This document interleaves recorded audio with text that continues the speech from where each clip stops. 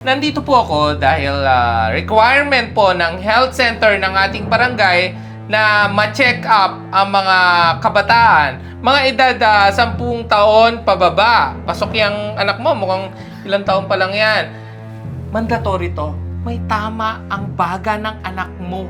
May re-reseta ako sa yung gamot na kailangan mong ipainom sa anak mo once a day. Ito. 1,200 pesos lang yung babayaran mo para dyan, okay? Ho!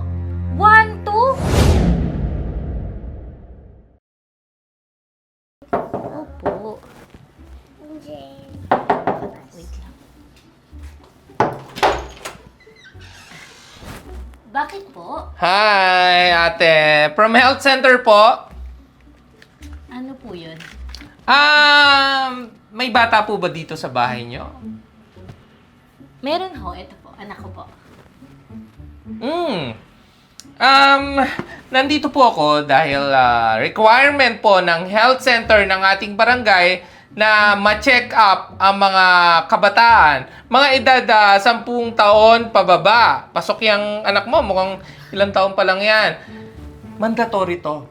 Kailangan. Hindi pwedeng tumanggi. Para mapanatili nating malulusog ang mga kabataan dito sa Barangay Tupang Pula. Ganun po? Yes! Free check-up naman to. Don't worry. Free check-up. Libre po? Yes, ate! Tara po, pasok ko kayo. Ito Ang ho yung bilis sa anak ko. libre. Ito Sige. ho yung anak. Pasok ko kayo. Easy.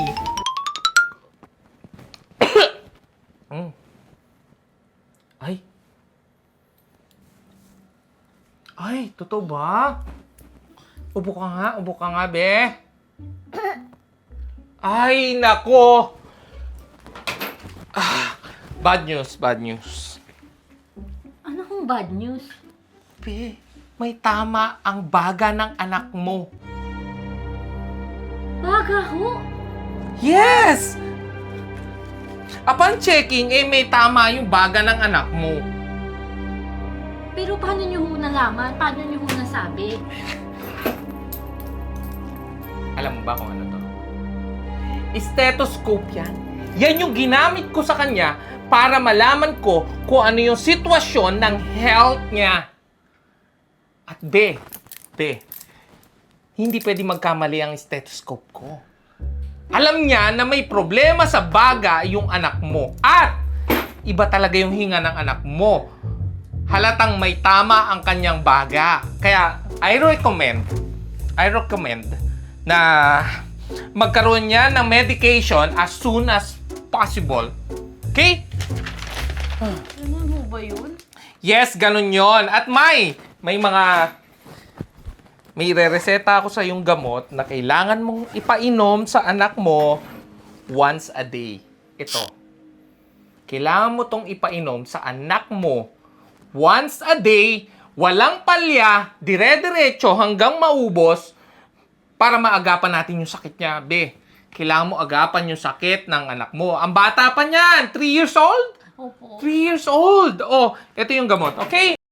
Nako, lilista ko yan, ha? Akala ko pa naman healthy yung anak ko. Akala mo lang yon. Kaya sundin mo yung recommendation. Nabubulol ako, be. Kaya sundin mo yung recommendation ko sa'yo, ha? Hindi pwedeng pumalya na hindi siya iinom ng gamot na yan once a day, ha? Ubusin nyo yan at gagaling na siya dyan, okay? 1,200 pesos lang yung babayaran mo para dyan, okay? Ho? 1, 2? May bayad ho? Yes! Akala ko ba libre? No! Oo naman! Be, libre ang check-up. Sagot yan ng ating government, di ba? Sagot yan ng government. Pero may bayad yung gamot, syempre, be. Kailangan mo bayaran yan. Or else, pag hindi mo sinunod at hindi gumaling yung anak mo, mape-penalize ka ng ating barangay. Dahil health risk yan, be. Baka mamaya makahawa pa yan ng ibang children sa Tupang Pula.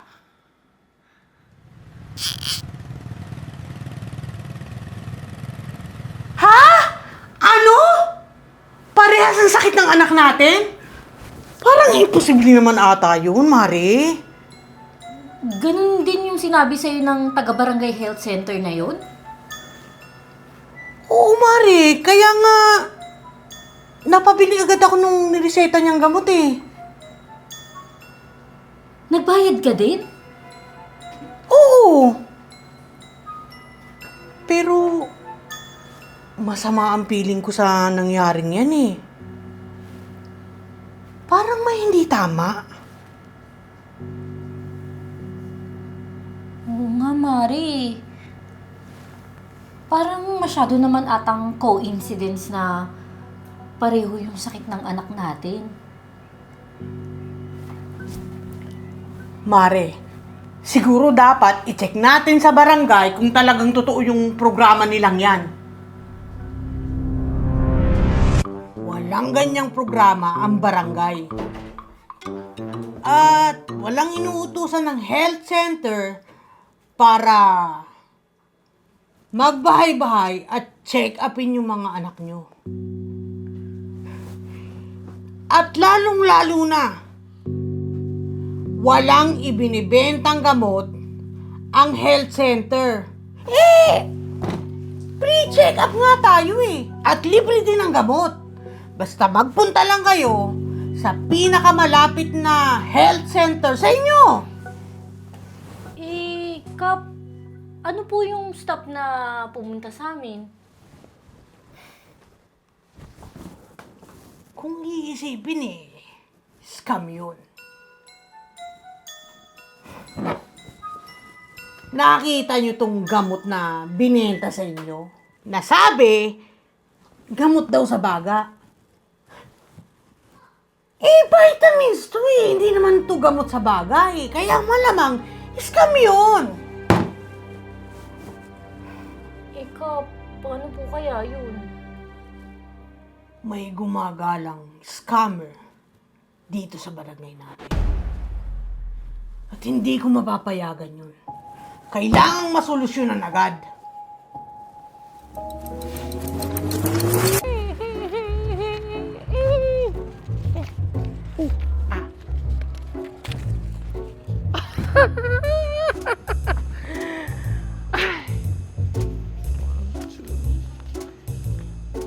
Ay, bongga! Paldo na naman.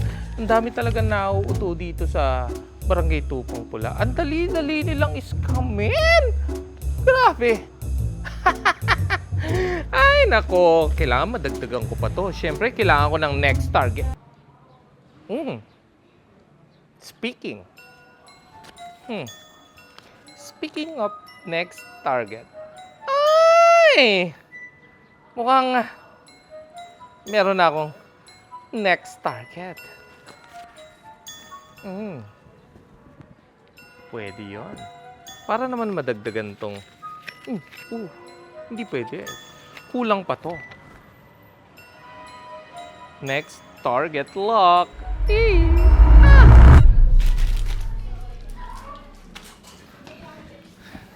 Excuse me, kuya. Yes po. Taga-health center ako at check ko lang kung may mga bata ba dito. Ito po, yung anak ko. Oh, okay. Okay, sige. Magkakaroon tayo ng check-up sa kanya. Free check-up para sa kanya. Required yon ng ating barangay health center. Mandatory para sa lahat at kailangan natin i-check up yan. Okay?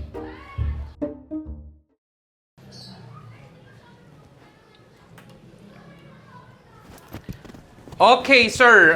Okay. As per checking, may tama sa bagay yung anak mo, sir. Okay? At kailangan niyang mag-take ng medication ASAP, as soon as possible. May tama siya sa baga. Medyo malala yung tama niya sa baga. So, kailangan niya ng medication. Kailangan niya maggamot. Yun ang required ko sa inyo.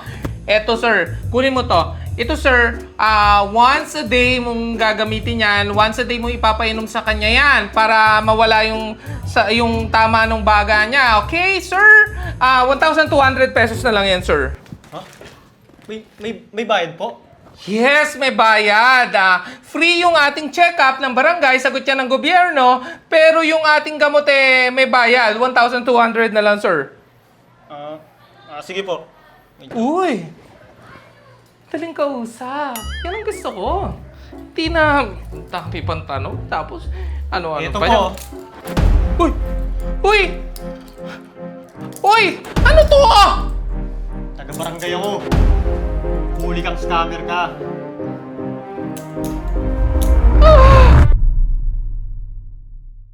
Chief! Chief, huwag naman. Pwede naman natin pag-usapan to. Bibigyan mo lang kita, Chief.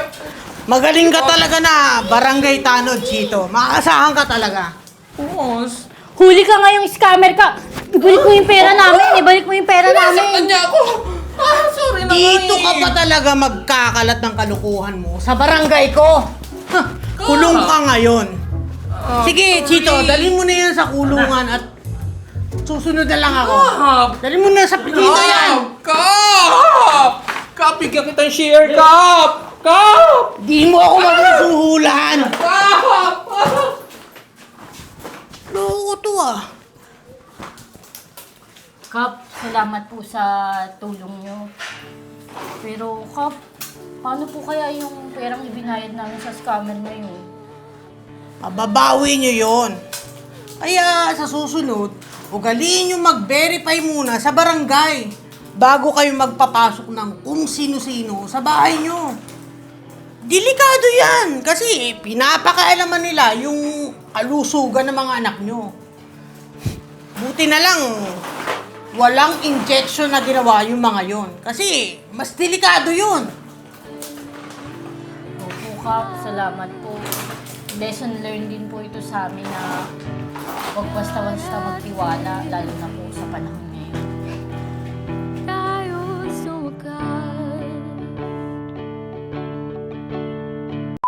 Ang recommendation ko, ito, ilalagay ko rin dito. Ang recommendation ko magkaroon siya ng matinding medication. Okay? Isa pa, ang corny ng timing. Isa pa. Cut, close.